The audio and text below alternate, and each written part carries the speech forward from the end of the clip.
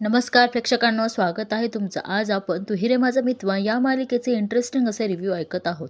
प्रेक्षकांनो, अर्णव ईश्वरीचा धन्यवाद करत असतो आणि म्हणतो की तू फक्त सात्विक फॅशन नाही तर माझ्या आईची सुद्धा रेप्युटेशन वाचवली. आणि अर्णव तिला म्हणतो की थँक्यू. ती ईश्वरी म्हणते की सर, ईश्वरी म्हणते की तुम्ही माझ्यासाठी आजवर जे काही केलेत ना त्यासाठी मी एवढं केलं ना हे सुद्धा कमीच आहे. आणि ईश्वरी म्हणते की शेवटी आपणच. आणि ती काही बोलणार तेवढ्यात अर्णव म्हणते की आय नो. आणि दोघं एकमेकांमध्ये इतकं सांभाळून घेतात की इकडे या लावण्याला हे बघून थोडंसं जेलस फील होत असतं. आणि त्यातले एक इन्व्हेस्टर म्हणतात की मिस्टर राजा शिर्के, तुमची मिसेस तुमच्या कामात खूप सपोर्ट करत आहे हे बघत आहेत आम्ही. खरंच कमाल आहे तुमची जोडी. आणि ही इकडे ईश्वरी म्हणते की थँक्यू सर. आणि ईश्वरी म्हणते की पण लहान तोंडी मोठा घास घेते. आणि ती म्हणते की सात्विक फॅशन म्हणजे अर्णव सरांसाठी फक्त बिझनेस नाहीये, त्यांच्या आईची आठवण आहे ती.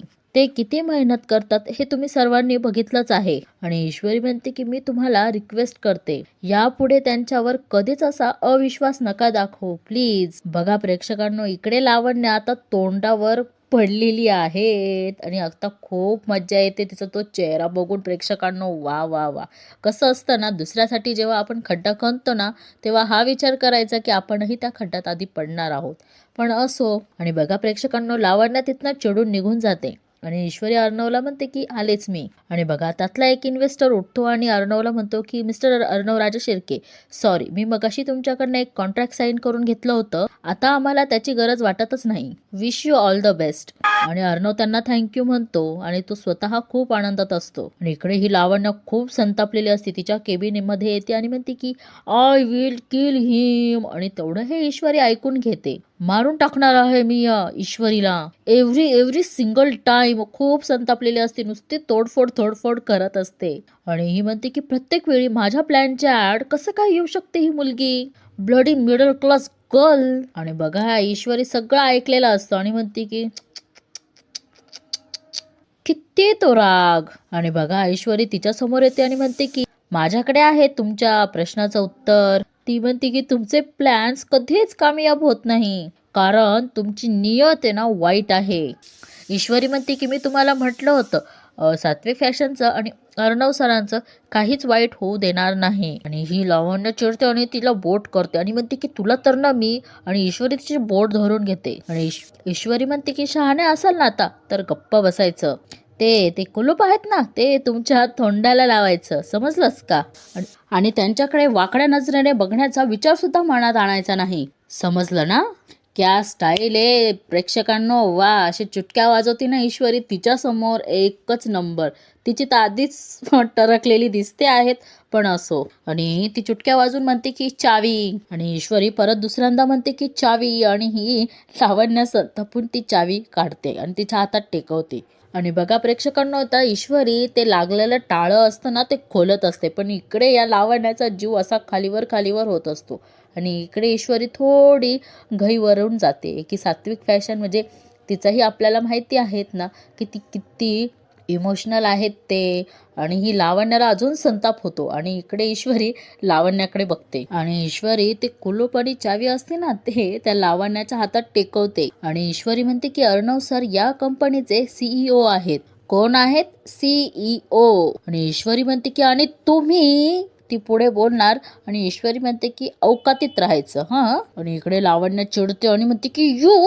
ईश्वरी म्हणते की माझ्या माणसांपासून लांब राहायचं हं. आणि ईश्वरी म्हणते की काकूबाईंसारखं मी सगळं अर्णव सरांना सांगायला गेले नाहीये, आता तुमच्या मनातलं बोलते. आणि ईश्वरी म्हणते की आपके लिए मैं अकेले ही काफी हूँ. आणि बघा प्रेक्षकांनो, इकडे ईश्वरी आता लावण्याला भडकवून निघून गेलेली आहे कारण तिचा संताप आपण बघतोच. खुर्ची फेक काय, ते कुलूप आपट काय.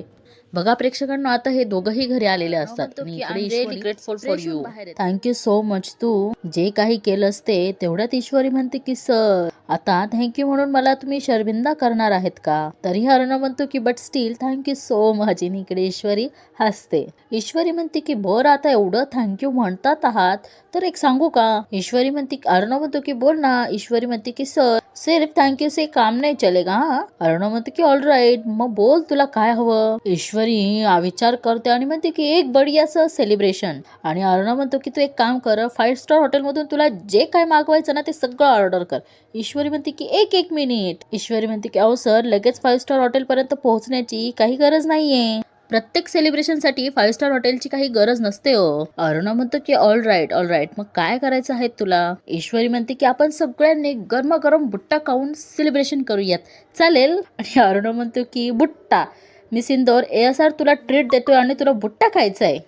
अर्णव म्हणतो सेलिब्रेशन करण्यासाठी बुट्टा कोण खातं. ईश्वरी म्हणते की सर, आपण सेलिब्रेशन कशासाठी करतो, एन्जॉय करायला, मजा येण्यासाठी. ईश्वरी म्हणते की हो ना. आणि ईश्वरी म्हणते की मग अच्छा, गुलाबी गुलाबी थंडीत गरमागरम बुट्टा खायला मजा तर येणारच ना. आणि ईश्वरी म्हणते की जे करून आपल्याला मजा येते त्यालाच तर आपण सेलिब्रेशन म्हणतो ना सर. आणि ईश्वरी म्हणते की सगळ्यात महत्वाचं, आज अंजलीताईंना भाजलेला आणि गरमागरम बुट्टा खावासा वाटतोय. आणि इकडे अर्णव म्हणतो की ओके. आणि इकडे अर्णव म्हणतो की अगं ताईला बुट्टा खावासा वाटतोय, तुझं काय आहे. आणि ईश्वरी म्हणते की सर असं काय करता हो, ताईच्या चेहऱ्यावरचा खरा आनंद आपल्यासाठी सेलिब्रेशनच आहेत ना. अर्णव तिच्याकडे बघतो आणि त्याला स्वतःलाच खूप अभिमान वाटतो आणि तो म्हणतो की खूप वेगळी आहे तू. ईश्वरी म्हणती वो तो मैं हूच. आणि ईश्वरी म्हणते की सर ठरलं ना, मग आपण आज सगळ्यांनी गरमागरम बुट्टा खाऊन सेलिब्रेशन करायचं. आणि इकडे अर्णव म्हणतो की ऑल राईट, मी आत्ताच बुट्ट्यावाल्याकडून गरमागरम बुट्टे ऑर्डर करतो. ईश्वरी म्हणते की हे भगवान. आणि ईश्वरी म्हणते की अहो सर, गरमागरम बुट्टे घरी येईपर्यंत थंड नाही होऊन जाणार का. ईश्वरी म्हणते त्यापेक्षा तुम्ही बुट्टे घरीच मागवा, आपण त्याला भाजून मस्त त्याच्यावर गरमागरम तेल मीठ काय असेल ते लिंबू चोळून खाऊ. हा सर, आत्ताच तोंडाला पाणी सुटलंय. अर्णव तिच्याकडे बघतो आणि म्हणतो की ओके. अर्णव म्हणतो की मग तू बुट्टे गॅसवर गरम करणार आहेत. ईश्वरी म्हणते की सर अहो फिकर ना, ते सगळं तुम्ही माझ्यावर सोपवा, पण आज आपण सगळ्यांनी गरमागरम भाजलेले बुट्टे खाऊन सेलिब्रेशन करायचंय. आणि इकडे ईश्वरी म्हणते की पण तुम्ही गरमागरम बुट्टे मागवा, मी बाकीची तयारी करते आलेच. आणि इकडे ईश्वरी गेल्यानंतर अर्णव म्हणून म्हणतो की नेहमी दुसऱ्याच्या आनंदाचा विचार करतेस आणि त्यातच खुश असते. आणि बघा प्रेक्षकांनो, इकडे ईश्वरीने सगळी तयारी केली असती तिच्या नंदेसाठी, तिच्या नंदेच्या आनंदासाठी. बघा ना प्रेक्षकांनो, खरंच किती सुंदर आहेत. आता इकडे बुट्ट्यांची सगळी तयारी झाली आली, मामा मामी इथे उभे आहेत आणि इकडे हे दोघं भाऊ अंजलीला डोळ्यावर पट्टी बांधून हळूहळू आणत असतात. आणि ईश्वरी म्हणते की या सगळी तयारी झाली. आणि इकडे अंजली म्हणते की अरे ईश्वरी पण आहे. आणि इकडे मामी म्हणतात की सांभाळ जरा.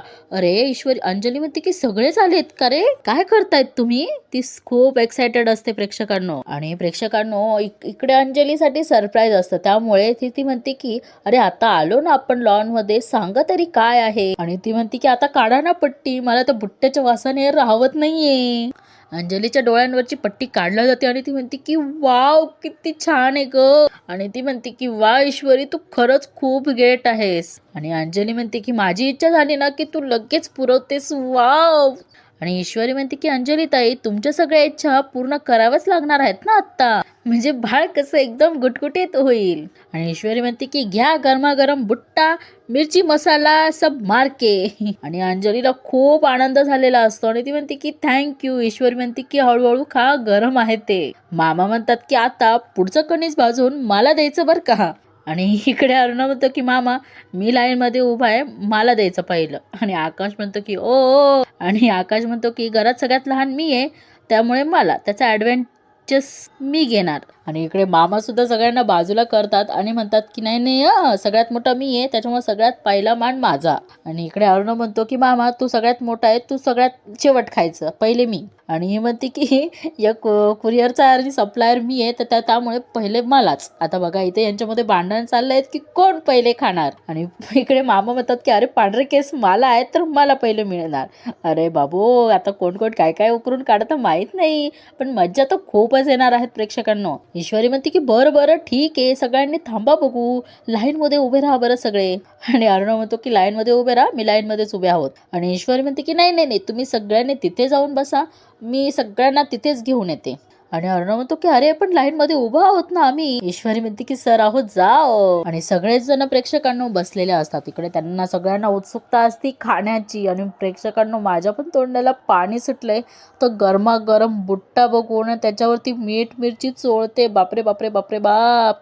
आणि बघा आता हे सगळे म्हणतात की लवकर आण ग. आणि ईश्वरी म्हणते की हो आणते. त्याला आता तिने ते मिश्रण तयार केलेलं तिखट मीठ आणि काय असेल ते, आणि ते सगळं आता ते बुट्ट्याला लावते. आणि ईश्वरी इकडे अंजली खाते आणि म्हणते की ईश्वरी खरंच तुझ्यामुळे आज खूप मज्जा आली. आणि ईश्वरी म्हणते की बस का ताई. अर्णव म्हणतो की बरं, आकाश म्हणतो की बरं चला आपण बुट्टा खाता खाता आता एक गेम खेळूयात. हे म्हणतात की बढिया. आणि मामा म्हणतात अरे कुठला गेम ते तरी सांग. आकाश म्हणतो की सांगतो. आणि तो म्हणतो की आपल्यापैकी एकाने एक शब्द द्यायचा, त्याच्याबद्दल प्रत्येकाला काय वाटतं ते सांगायचं.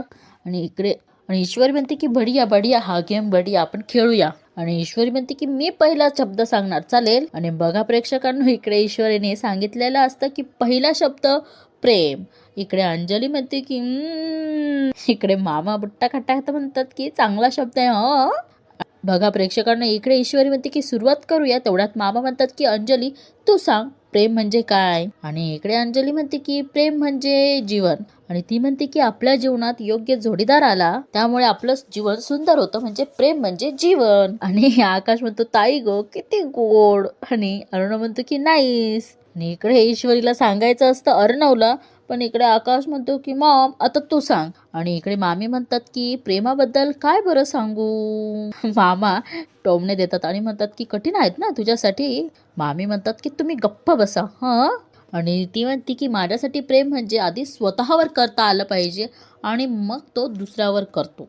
आणि सगळेजणांना हे छान वाटतं आणि बढिया बढिया, वा वा वा, टाळ्या वाजवतात, वा वा वा. आणि बघा प्रेक्षकांना ईश्वरी बोलणार तेवढ्यात अंजली म्हणते की आता मामा. मामा म्हणतात की प्रेम ही एक पवित्र भावना असते काय, त्याची परिभाषा प्रत्येकाची वेगवेगळी असू शकते. आणि मामा म्हणतात की प्रेमाचा माझा अर्थ म्हणजे त्याग.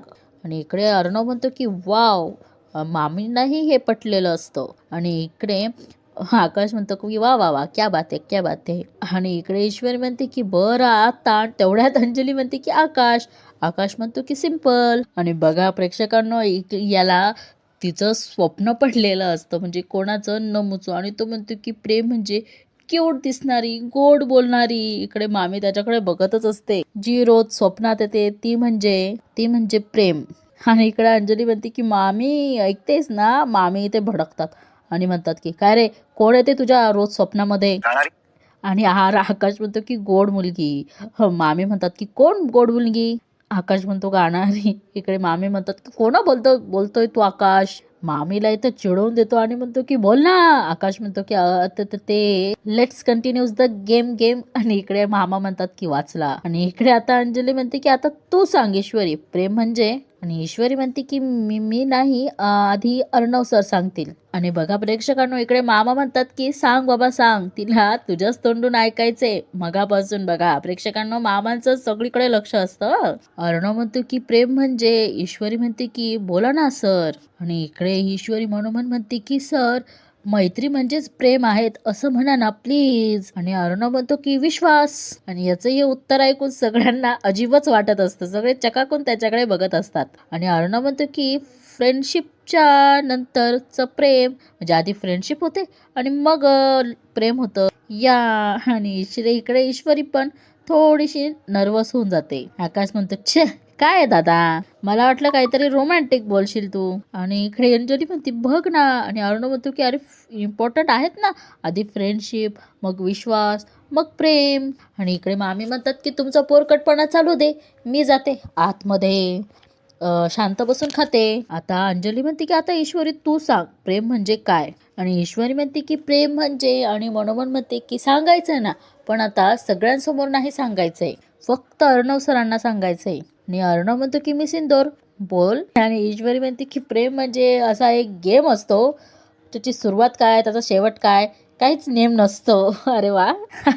आणि सगळे म्हणतात की हे. आकाश म्हणतो काय काही काय. आकाश म्हणतो काय वहिनी साहेब, प्रेम गेम नेम काय काय काय नेमकं काय. आणि आकाश म्हणतो त्यापेक्षा बरं तर दादाचं होतं विश्वास म्हणे. इकडे ईश्वरी म्हणते की जे सुचलं ते बोलले. आणि इकडे ईश्वरी म्हणते की अजून तुम्हाला बुट्टा घ्यायचा असेल तर कोळसा संपला आहे का भाऊजी, तुम्हाला आणावं लागेल. आकाश म्हणतो की ऑफकोर्स. आणि इकडे मामा सांगतात की स्टोर रूम मध्ये आहेत आणि आकाश ते बुट्टा ठेवतो आणि तो कोळसा आणायला स्टोर रूम कडे जातो. आणि इकडे ईश्वरी अंजली खाता खाता म्हणते की आता पुढचा शब्द. आणि ईश्वरी देणार तेवढ्यात अर्णव म्हणतो की विश्वास. आणि हा आकाश इकडे कोळसा बघण्यासाठी स्टोर रूम कडे आला असतो आणि खूप धूळ असते आणि तो म्हणतो किती सामान पडलं इथं, कुठे ठेवला असेल कोळसा यांनी. आणि याला काय कोळसा सापडत नाही. तो इकडे बघ तिकडे बघतो आणि तो स्वतः चिडचिड करतो आणि म्हणतो की कुठे ठेवलेला आहे कोळसा यांनी. आणि इकडे हा ते कोळसा बघायला येतो आणि त्या पेटीकडे बघतो आणि म्हणतो की किती अँटिक आहे ही पेटी, अरे वा. आणि बघा प्रेक्षकांनो, आकाश ती पेटी उघडणारच तेवढ्यात तिथे कोणीतरी येतं. कोणीतरी म्हणजे काय, मामीच असणार आहे. आणि इकडे या मामीच घाबरलेली असते आणि तो म्हणतो की ती म्हणते की तू इथे काय करतोयस. आकाश म्हणतो की मॉम ते कोळसा घ्यायला आलो होतो. मामी म्हणतात अरे धुळीत काय करतोय, धुळीची ॲलर्जी होईल ना तुला. आणि आकाश म्हणतो की कोळसा तर शोधू दे, डॅड म्हणाले इथेच आहे. मामी म्हणतात की तिकडे बघ, तिकडे आहेत का. आणि मामीने दाखवून दिलेलं असतं. मामी म्हणतात बघ तिथे आहे, तिथे बघ. मामी म्हणतात सापडलास का. आकाश म्हणतो अरे हो इथेच आहे. आणि आकाश ती गोणी घेऊन बाहेर जातो आणि इकडे वल्लरी म्हणते की तू जा मी येते. आणि इकडे मामी म्हणते की आकाशने ही पेटी उघडली असती तर सगळी गडबड झाली असती.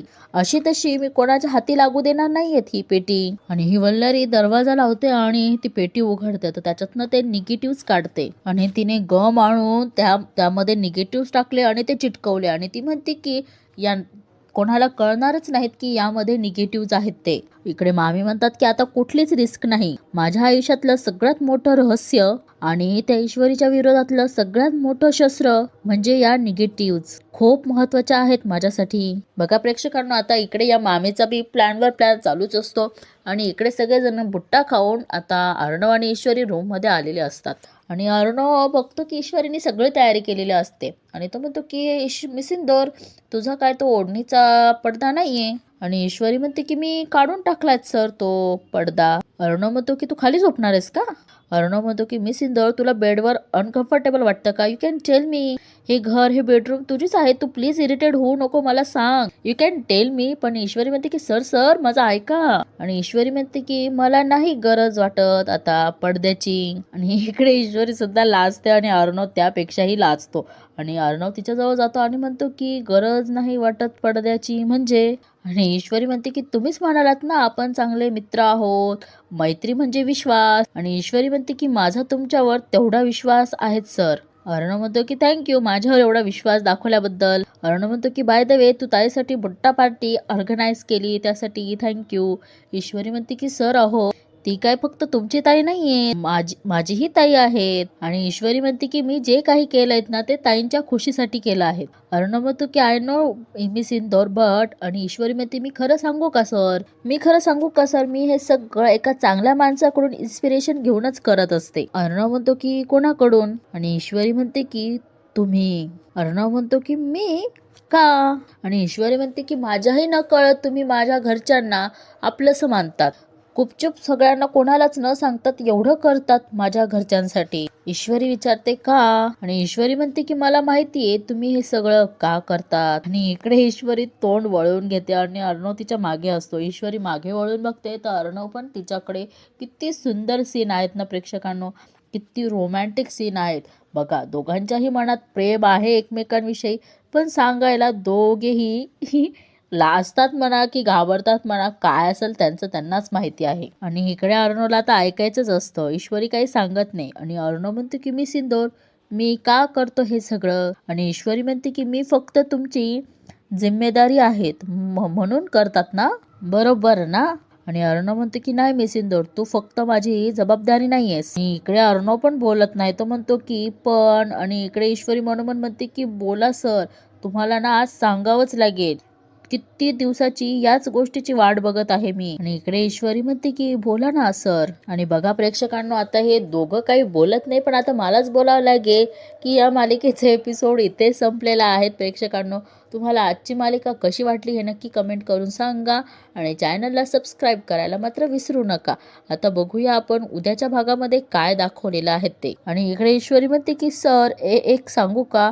अरुणव म्हणतो की आणि ईश्वरी म्हणते की मी तुम्हाला माझा नवरा मानायला लागली आता. आणि बघा प्रेक्षकांना, इकडे ईश्वरीने हे सांगितलेलं असतं आणि आता इकडे राकेशने त्या भंगारवाल्याला बोलवलेलं असतं आणि म्हणतो की नीट बघून घे, सगळा अँटिक पीस आहेत हा आणि 4 लाखापर्यंत तरी पैसे यायला पाहिजेत. आणि हे ईश्वरी त्याचं बोलणं ऐकून घेते आणि तो राकेश म्हणतो की 3 लाख तरी मिळाले पाहिजे. आणि ईश्वरी ते बघून घेते आणि म्हणते की काही झालं तरी याला पैसे मिळू देणार नाहीयेत मी. आणि इकडे ईश्वरीने अर्णवला सांगितलेलं असतं. अर्णव म्हणतो की पण तू काय करणार आहेत?